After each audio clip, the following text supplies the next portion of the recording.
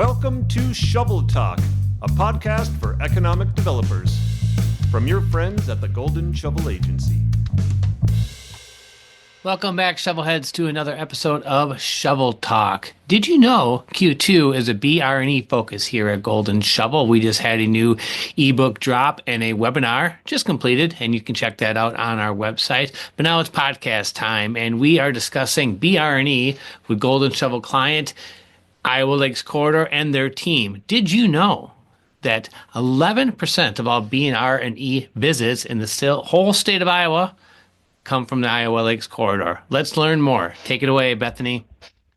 Hello, everyone. Thank you so much for joining us today. My name is Bethany Quinn. I am president of Golden Shovel, and I am delighted to be joined by two business retention and expansion experts, gurus. They're hitting it out of the park, and I can't wait for this conversation. So Curt and Joanne, please introduce yourselves to our listeners.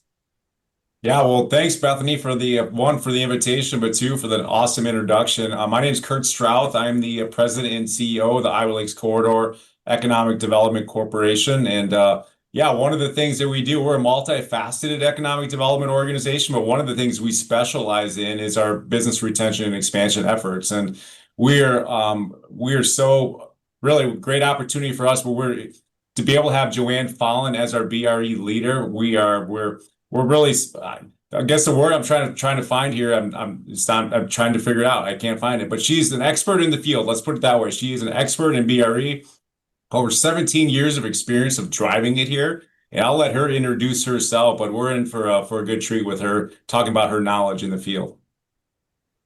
Thank you, Curt. I appreciate those kind words. I have been with the corridor since 2008. My background is in manufacturing, so I do hold manufacturing very close to my heart. I have the wonderful opportunity of going out and meeting with the presidents, the CEOs, the top leadership of the businesses in our four-county area of Emmett, Dickinson, Clay County, and Buena Vista County. Like I said, we have extremely wonderful businesses within our region that open their doors to us and share very confidential information, and we have the opportunity to provide resources to them to help with their continued growth within our region. That's excellent. And I didn't even know before scheduling this that you have 17 years of experience. I cannot wait to pick your brain today. Thank you. Right. So, Joanne, 17 years of experience. Typically, I ask people right away how they got into economic development, because it's really fun for us to learn a little bit of background. Most people don't grow up and put in their fifth grade paper that they want to be an economic developer, right? It's a very unique field. But you've been doing this for 17 years, and you said you have a manufacturing background before that. So would you mind sharing a little bit about your history and your journey? Sure. So I went to the University of South Dakota, and when I came out of school, I was looking for a position. And so I started working for Land O'Lakes. And when I started working for Land O'Lakes, it was a beef processing company, and we did payroll for 3 different plants within the state of Iowa. And so that kind of really got me thinking about manufacturing. I got fascinated to see how things started in a process of manufacturing, and you could follow it all the way to the end product.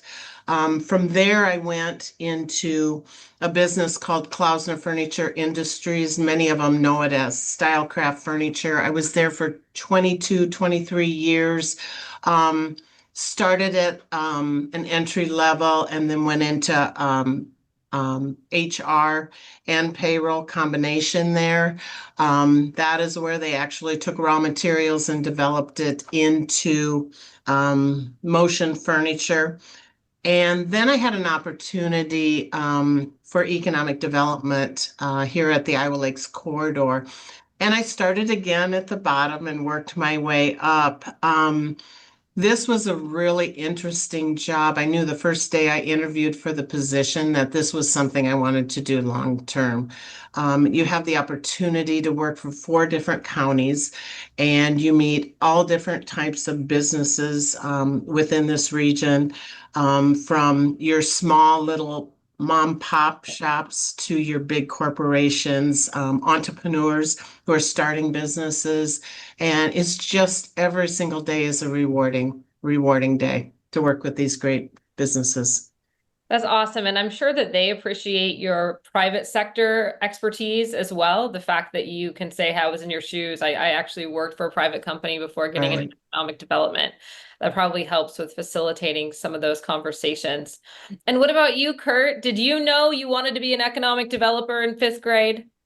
I did not either. So it's weird how your career is kind of traject out, right? I mean, I went to college and I got into the public sector right out of the gate. I worked for a small community, about 3,500 people. Got into the Chamber of Commerce work, and then had an opportunity to join the city of Sheldon in Sheldon, Iowa, in very northwest corner. And I worked specifically economic and community development for 12 years, which is where I really found the passion and love for it. And through that time and that experience, I was able to leverage into this position with the Iowa Lakes Corridor to cover, I always joke with people, I went from a community that covered about 5,500 people to now a regional territory of 4 counties, and we cover upwards of 64,000 people in total population, which obviously, as we talk from a business retention and expansion standpoint, hundreds of companies along the way. So, Right. Yeah, that's but a really like Joe, I absolutely love it. So. Yeah, absolutely. And it's really interesting for those who are listening who may not be familiar with the Iowa Lakes Corridor to really make sure that when you're hearing our conversation today, that you understand this is a regional approach to BR&E and all of your work, right? Because there are 4 counties that are represented. And that's actually something I'm really excited to dig into. We talk about regionalism very often when it comes to assets that might be available for a business coming in, for example. One community may have the technical college where another has the site. But from your perspective, how do you feel that the regional approach has helped you provide services to your existing businesses? Yeah, so we're very intentional about our messaging in this, Bethany, because I think it is important. I mean, we understand that the rising tides raises all ships, and we understand as we cross county lines and community lines that a project that works really well in Storm Lake has an ancillary economic impact to those in Spencer and surrounding communities and counties. So by everybody buying into that messaging, understand that we're working together for a common cause and a common theme, that's powerful. And we're fortunate to be able to have some very strong supporters, a strong backbone of funding, both private and public sectors that support the mission of the corridor. And understand that if we work with barriers around us, that's going to be counterproductive to what we're trying to do. So I feel that we've really come a long ways in that messaging over the last number of years to understand that rising tides raises all ships. We're in this together, and there's ancillary economic impact for everybody to take advantage of. Yeah, absolutely. And I was also curious from a resource standpoint. So, Joanne, when you're out meeting with businesses, you have resources, nonprofits, educational partners, what have you, available in 4 communities, right? How does that work? Right, that's correct. The first thing we really need to know is what their needs are.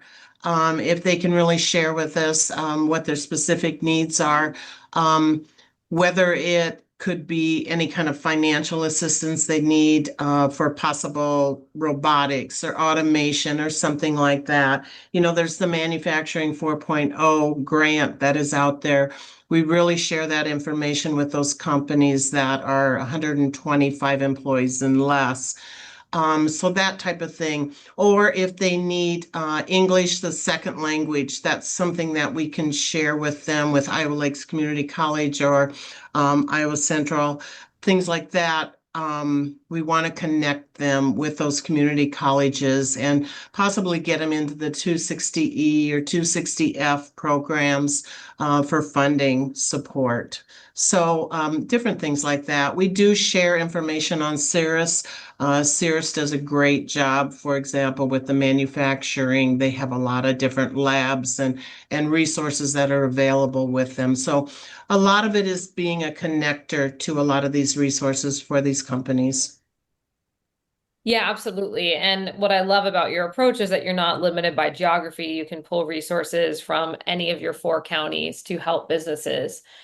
Now, one of the things I want to do is brag on you guys a bit. I, of course, am in the privileged position of having their BR&E report. For anyone who wants to see this, which you should, because it's pretty awesome, you'll have to go to the Iowa Lakes Corridor website. But I want to brag about the fact that your organization is conducting 11% of all BR&E visits in the entire state. That's remarkable. So first of all, congratulations. And secondly, what do you attribute that to? Because that's no small task. Well, if I can lead Joanne into this really quickly, because I think a lot of the success of the program is really a reflection of the person running it and administering it. And anybody who's in the field for 17 years, when it comes to BR&E, we understand it's very confidential, and to get in front of these CEOs can be difficult at times. So I would acknowledge our company a lot of that too, the trust factor that people have within our organization and our staff and our team that are leading these visits.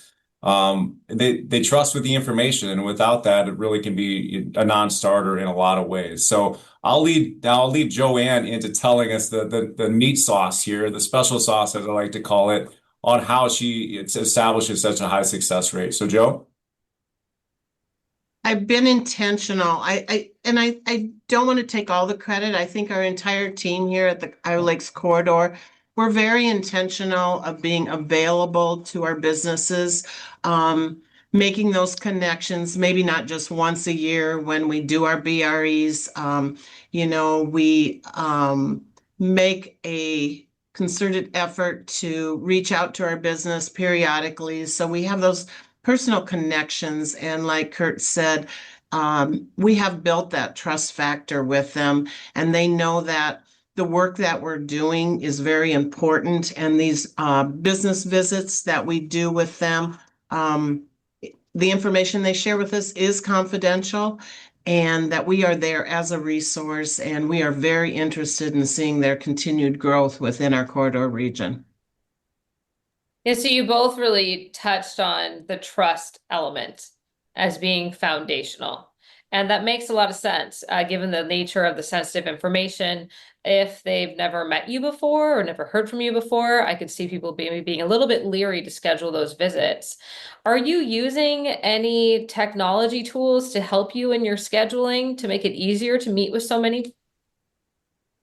So as far as the program that I have, we did previously work with Synchronous, the Synchronous form. And so that has gone along the wayside, Right. of course, but it was a good tool.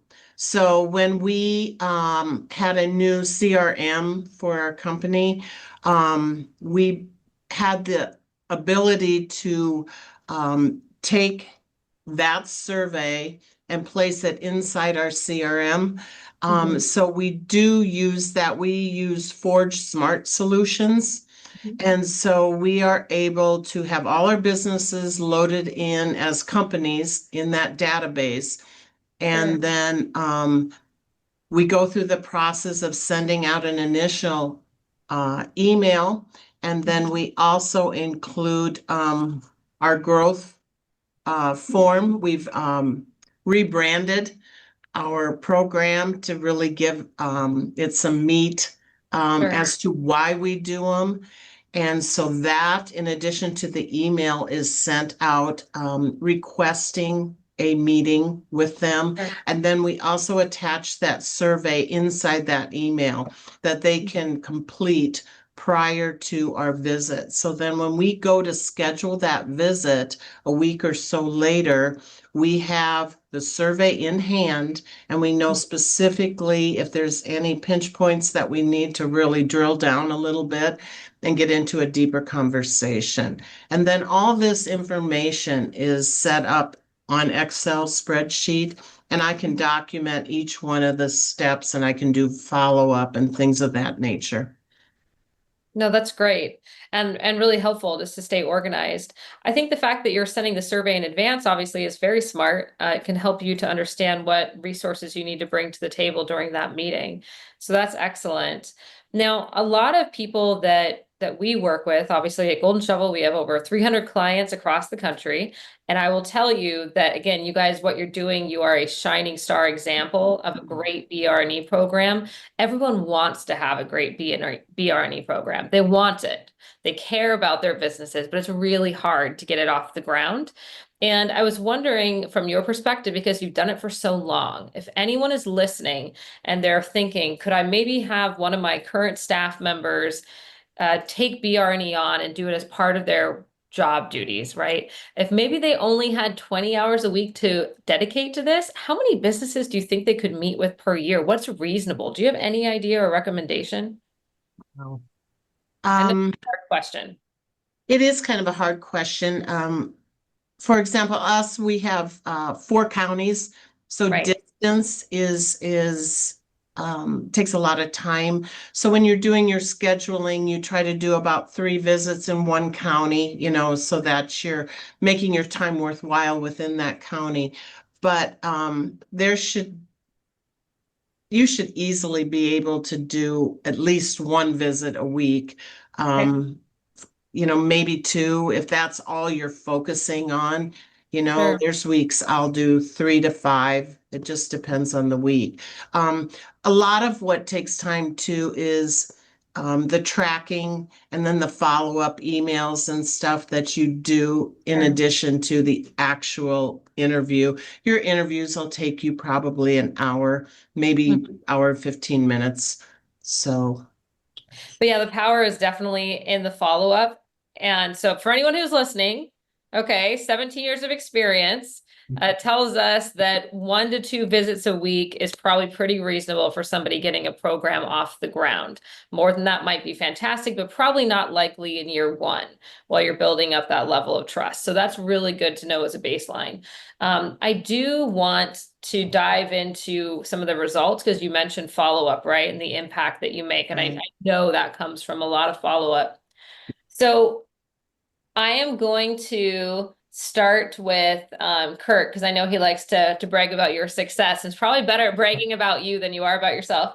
Probably. Yeah, probably. So what would you consider some of the biggest wins of this program as far as the results go?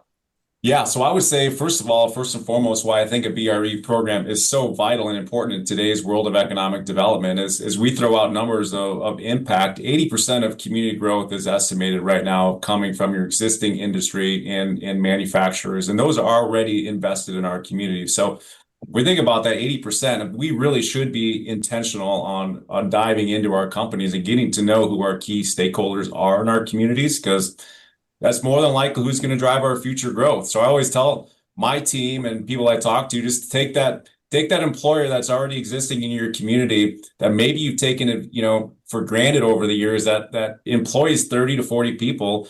And for some reason, maybe we haven't just been paying attention to them. And they say, you know what, we're going to go to another state or another community because we're not getting what we need here. And think about what gap that would leave on the backside. One, those people who are employed in your community now are currently out of work. The salaries and the health benefits and all of the things that come along with good employment, where that goes to now. And think about now trying to backfill that and the amount of energy and work it would take for your economic development team and local municipality to backfill maybe a building or just those jobs. That can take years, and sometimes it just doesn't happen. So we always pride ourselves understanding, one, if 80% is where our growth is coming from, we had best make sure that we understand who our leaders are so we can stay focused on their growth plan, their pinch points, and what may prevent them from wanting to stay here. Because we never want a company to leave because we didn't pay attention to them. We don't want that to be the headline. Well, nobody knew we were here. We want the headline to be, it's because of something else. It's not because of economic development and the local the municipality, or they weren't getting the things that they need here. So I always tell people, first and foremost, the stats are the stats, but understand where the growth metrics come from and the opportunities that lie there. Sure. Yeah, that's a really good point. The interesting thing is business retention and expansion, it doesn't necessarily get the big press release, from the state like an attraction project does. So it very often flies under the radar, but you're absolutely right. The risk of not doing it and jobs being lost is incredibly high. Yeah, exactly. And as a result of some of the visits too, and Joanne will get into this, but we conducted about 105 visits in total in 2024. And 36% of those visits indicated to us that they have intentions to expand in the next 3 years. So that's 36%. That's almost 4 out of every 10 that have plans. So again, going back to it, Bethany, it's in our best interest to understand what do we need to do now to get you over that finish line. So, and that's fun work, right? We understand where the growth lies. We built that trust and that rapport. They're telling us that we're ready to grow. And now, if we do our jobs, we get them to grow, and we figure out what methods we need to do to get them over that finish line. Yeah, and those are great statistics as far as opportunities for job creation right there in your community. So, Joanne, now my question to you, what are you most proud of? What do you feel like are some of your biggest successes? Oh, wow. Wow. I just truly enjoy helping businesses. I love to see them grow. I know what it takes for them they're going to have peak times and they're going to have low times. And it really being there to support them in those low times, I think, is what really makes me feel good, because I love to see the cycle go up then. Wow. I really enjoy seeing it when they have job creation, when they're going to do any type of expansion, whether it's even automation or robots or anything like that. It doesn't necessarily have to be brick and mortar, I think those other aspects are also extremely important for a region. Yeah, definitely. Especially with how rapidly technology is moving. And I know you did mention Exactly. you have some resources to help businesses with that. So I want to looking at this report, I see here that one of your statistics, speaking of technology, is that 65% of the businesses you met with are looking at innovation in some capacity in the next 5 years. That's very interesting. How are you collaborating with your local education partners to make sure their employees are prepped for that and they can take those opportunities? Curt, do you want to speak to that maybe? Yeah, I certainly can. So I think anytime you talk innovation, I mean, things are always evolving over time. And I think it's very important that we are collaborating with our schools. I mean, we try to get into our schools to understand, to educate our kids on the opportunities that lie here first and foremost upon graduation. But we also understand that we have colleges within our region in Buena Vista University down in Storm Lake. We also have Iowa Lakes Community College up in Esterville, and they also have campuses here in Spirit Lake and in Spencer. And to understand whether it's wind energy, to get those technicians trained and making sure that we have those programs available within our region to be able to educate them and get them directly into the workforce.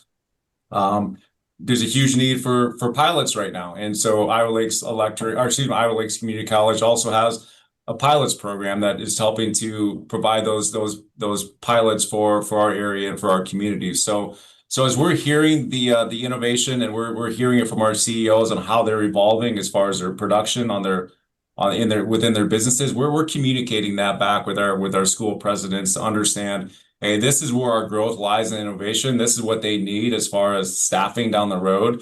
And it could be anything in the healthcare sector too, Bethany. We hear that from nurses and doctors too, to make sure that we have those programs at an education level to be able to educate those kids as they exit our schools here in our region and go into college and ultimately into our workforce. Mm-hmm. I think that communication feedback is so important, and business leaders, I mean, they're wearing so many hats. They're so incredibly busy. The likelihood of them picking up the phone and calling education leaders and, building those connections and connecting the dots on their own, very, very low. Yeah, and Bethany, yeah, that's great. I agree with you. And I'll just add this year, one of our primary focuses is we are bringing in, we're expanding our BRE program this year to meet with all the superintendents of our high schools across the region. So we want to, one, understand what their needs are, but more importantly, when we're meeting with our companies, we're talking about innovation and where their lack of workforce lies in the training piece. That we're able to pass that along to both them at high school level, but then into our college presidents as well. So it's connecting that, the line of communication all the way across the board. No, that's fantastic. And that is so much of what's important in economic development, right? Is connecting those dots. All right. I did want to dive in a little bit more onto some of the unique challenges that you saw in your BR&E visits. Obviously, we're talking a lot about opportunity and helping businesses to expand, helping them to innovate. But I did see that your community is struggling with some challenges that are common pain points across the country. Things like workforce availability, which we just addressed, housing. That's a particular one. And I wanted to know, also in childcare initiatives, so housing and childcare, we're seeing that everywhere. How are you working with your community partners to address those challenges in response to the needs of your businesses? Yeah, well, it's a great question. And again, I think the importance of BRE, one, you do understand what's going well, but we also need to understand what our challenges are. And Bethany, you hit it perfect. And I don't think we're alone in this. The housing, the workforce issues, childcare, all things that we're all tackling. And with a low unemployment world that we're living in, I mean, if you take it out per capita on some of our county populations, I mean, we're focused on an unemployment rate of a pool of less than 300 people in some of our counties. So it's a people problem. We just don't have enough people to fill all these jobs. So we got to continue to grow our population. But I'll just hit on one of the things, daycare being an issue. And it's all the way across our region.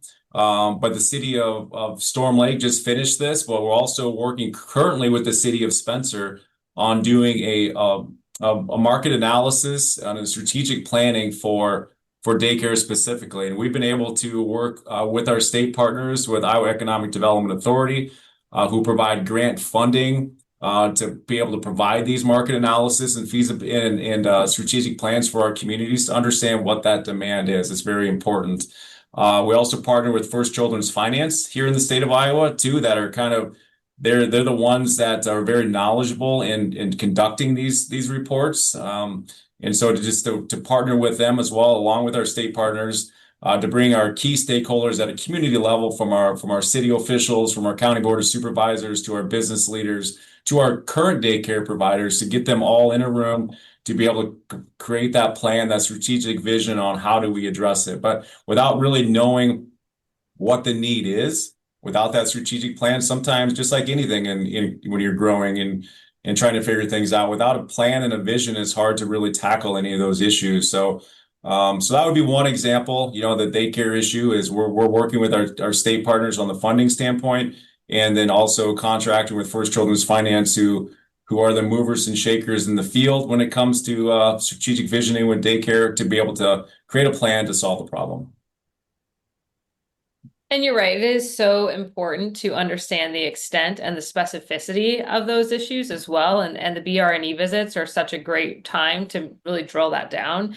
I know we have a client that realized when they did their research that the childcare gaps were more highly concentrated on the swing shift and the night shift, for example. And they learned that during BR&E visits, right? So it wasn't as simple as we don't have enough childcare. It's more like we don't have enough childcare at the right times where people are needing to get to work. So it'll be really interesting to see what your data shows. Exactly. Yeah. And again, I'll just reiterate. I mean, we go through these processes too of addressing childcare or workforce or housing. The impactful piece of it, if it's done right, it brings all of your local people together, right? All of your key constituents, all your key stakeholders who are truly invested in growing your counties and your communities together for a common cause to really solve the issue. Right. Yeah, absolutely. And it's probably nice for Joanne to be able to go back and tell businesses who brought it up that you're conducting a study to try to figure out how to solve it. Right. Correct. Exactly. Let them know that they were heard. So speaking of that, I'm just curious on any best practices that you might be able to share on how to let business leaders know that their concerns were heard, they're validated, and you're taking steps to assist them. How do you do that? How do you do that well? So what happens is a folder is put together and presented to each one of the businesses. So for example, this year, I have the 2024 BR&E report that I do share with them. I also take our annual report, which really spells out all the initiatives that the Iowa Lakes Corridor is involved in. So they really know what we do specifically and what programs and initiatives that maybe can support their business. And so that information is shared with them. Like you said, I do share any type of new housing developments that maybe are in place, any type of grants that possibly are available for them, any community college programs that are there, any revolving loan funds if they're looking for financing. All these types of things you really want to put a handle and put some light on the resources that are truly available. One thing we have going right now is our wage and benefit survey that is out and about. That'll be another tool for them in their toolkit. Also, a partnership with Iowa Works. We have our labor report that'll be coming out later on this fall, our labor shed. And that's something that really speaks to the characteristics of the worker in the region and how far they'll travel for employment. So give some really good statistics that can support the business as well. Trying to think of some other things right off the top. We have our new homegrown talent and big idea initiative. So all these things are discussed in detail in our visits as well. That's great. So you obviously have a formal process for getting with folks after that initial meeting. And if you're sharing reports throughout the year, it sounds like you have multiple touch points after that initial meeting. Right. And we do lunch and learns and stuff. So we give them quarterly updates as well. We also have what we call an e-newsletter. So we want to make sure that they are signed up and they will receive this e-newsletter on a weekly basis. So they do know what programs that the corridor is currently working on and has coming up as well. So we try to make those contacts periodically with them. That's great. So multiple ways of staying connected, whether it's in person, lunch and learns, or the e-newsletter. That's great. Correct.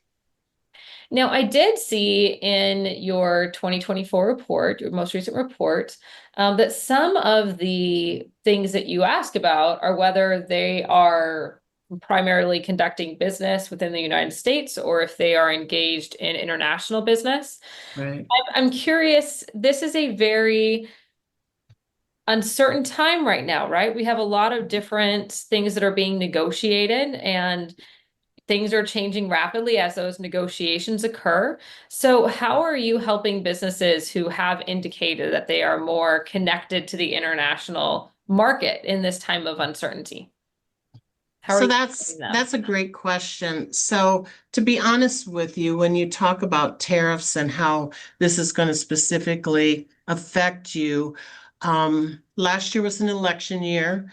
We saw a slowdown in a lot of the business, especially manufacturing, especially if it was related to agriculture.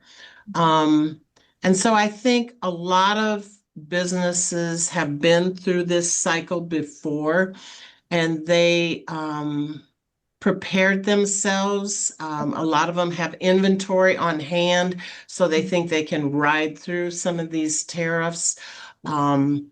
So a lot of planning in advance of what's going on currently has happened within these industries that are going to be affected. And so I think they've been very strategic in foreseeing what the future is going to hold for them. That's good to know. It's definitely good to plan ahead as much as possible when you are certain of what the environment is. Correct. Oh, that's great.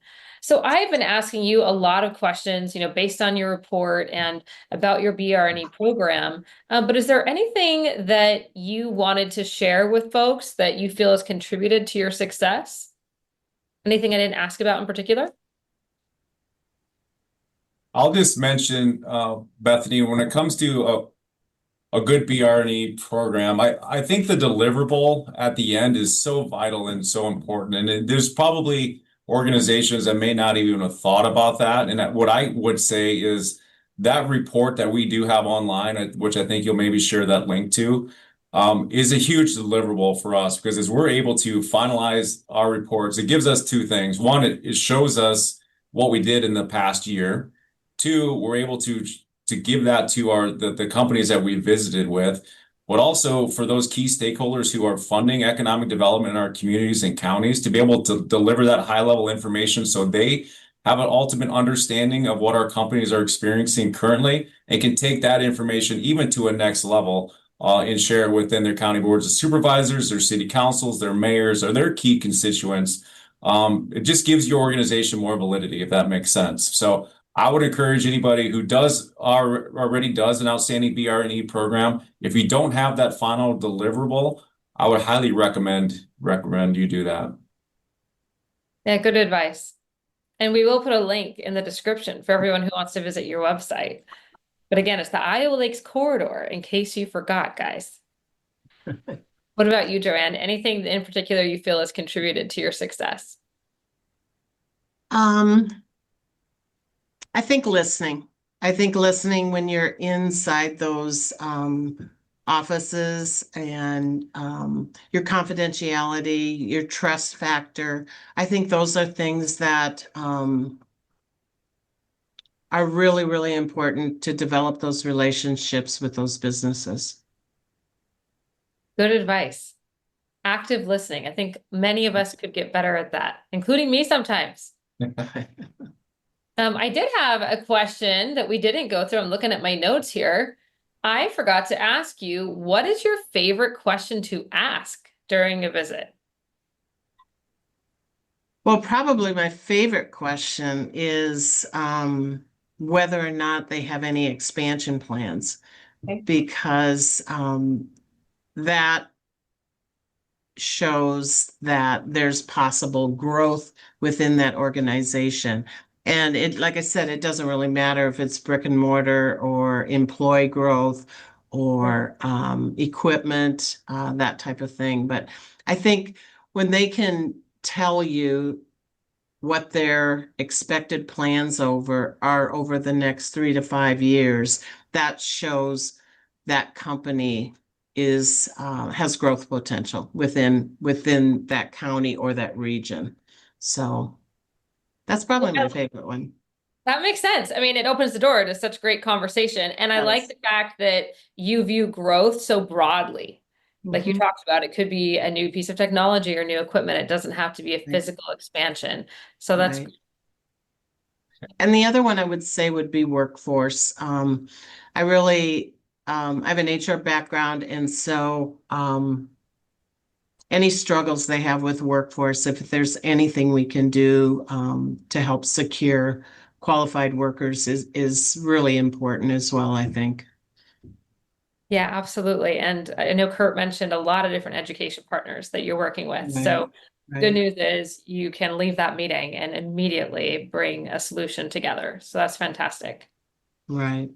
And another thing that we do, it's not really into the B&R program, but it kind of leads to it. October's Manufacturing Month, and so we make a special effort to do manufacturing tours in each of the 4 counties as well. And so we bring our legislatures in, we bring the mayors, the city council members, the county supervisors, the chambers. We bring all these people together and share a morning or afternoon within a company and really learn about the company and some of the challenges that they do face and some of the great things that happen. So that's always something I think that really ties everything together too. Well, I'm sure they appreciate having the local leaders come and tour their facilities as well. They do. They do. we were even fortunate. We had Debbie Durham, who came and her team, for a couple of tours last fall. So we were very thankful for that as well. That's great. I know a lot of communities will do those tours, but very often it's maybe bringing students to go and experience the facilities, which is also a great idea. But bringing all of your legislators, your leaders of the community, I think definitely indicates to a business leader that they are valued. Yes. Having everyone take the time out of their day to come and experience what it's like at their facility. So that's a fantastic recommendation. Yes. Thank you. So we have reached the point in our program where we play a game, our Shovel Talk game. Yes, we ask rapid fire questions. Now, typically there's only one person here. So I ask one person these 10 questions. How do you guys want to play since there's two of you? Do you want to go 10 questions, 10 questions? Do you want to split it up? Kurt. First person to answer, what do you want to do? Let's split it up. Let's do that. All Can right. we, if we don't know the answer, can we pass it off to the other one? Our phone a friend or You can try. This is new territory, you guys. All I know is our goal is to see how many questions you can answer in 1 minute. So I'm going to have a timer and I'll use my fingers here to tell you which one you're on. So who's going to go first? All right, Joe, you're up. Go first. All right. We're going to hit the start in 3, 2, 1. If you could master any skill, what would it be? Public speaking. What's your go-to karaoke song? Journey. Don't Stop Believing. Favorite ice cream flavor? Chocolate. What's a food combination you secretly love but others would find disgusting? Pizza with pepperoni and green peppers. What is the first thing you would do if you were invisible for a day?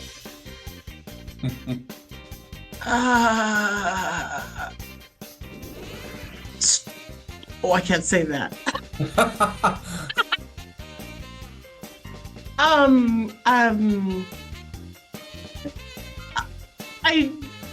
You got me, Kurt. That's a great question. It's your question. You gotta answer it.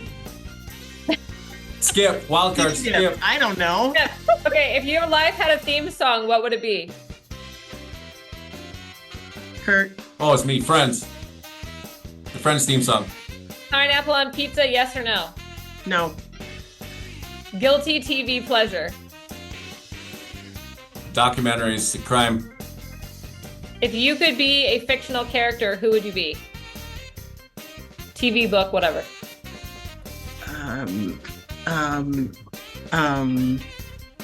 Fictional character. Mickey Mouse. All right. What superhero power would you want and why? Superman, just to be able to get from point A to point B really quickly and be impactful. That's what I was going to say. All right, guys. So you got through 10 questions. I'll have to say that one that stumped you meant we went over a minute, but that's okay. That But was a skinny dip question. Oh my. you should have said it. That would have been funny. And nobody would have seen you. So would it really have been skinny? Yeah. Probably not. All right. But you do have to answer one more question each because it's the one I like to close on. Okay. So if you, obviously both of you do this job because you're very passionate about helping people in your community. So if you could be remembered for one thing, what do you want to be remembered for?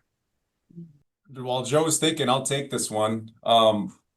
Somebody who makes a difference, right? Remove the needle. Being that one-stop resource that they know that they can connect with us on, and we'll get the job done. Awesome.